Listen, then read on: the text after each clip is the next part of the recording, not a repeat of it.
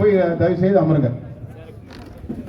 ஷைத்தானின் வேலையே குழப்பத்தை உண்டு பண்ணுவதற்கு முன்னால் தேன் தடவுவது என்று நாம் சொல்வதை போல முன்னேற்றத்திற்காக வக்ஃபு செய்த வரலாறை நாம் பார்க்கிறோம்.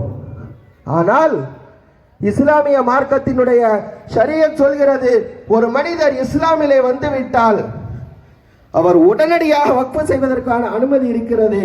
ஆனால் ஒன்றிய அரசு கொண்டு வந்திருக்கக்கூடிய இந்த சட்ட திருத்தத்தின்படி 5 ஆண்டுகள் அவர் இஸ்லாமியராக இருந்ததற்கு பின்னர் தான் அங்கே வக்ஃபு செய்ய முடியும் என்ற இந்த சட்டம் இஸ்லாமிய ஷரியத் சட்டத்திற்கு முரணாக இருக்கிறது என்கிற காரணத்திற்காக இந்த சட்டத்தை நாங்கள் வன்மையாக கண்டிக்கிறோம்.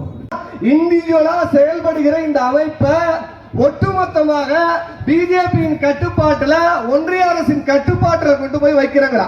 இது முதல் திருத்தம். 2வது திருத்தம் என்ன தெரியுமா சொல்றான்? ரொம்ப மோசமான திருத்தம். அதுதான் இந்த இஸ்லாமியர்களின் சொத்துக்களை, இந்த வகுப்பு ஆடுல இருக்கிற சொத்துக்களை நிர்வகிக்கிற உரிமை யாருக்கு இருக்குன்னு சொன்ன? இஸ்லாமியர்களுக்கு இருக்குன்னு சொன்ன. ஆனா இந்த 2வது திருத்தத்துல என்ன சொல்றான் அப்படின்னா, இதுல இஸ்லாமியரை தவிர பிற நபர்களையும் நான் உறுப்பினராக சேர்ப்பேங்கிறான். இது எப்படா சேர்த்துக்கணும்?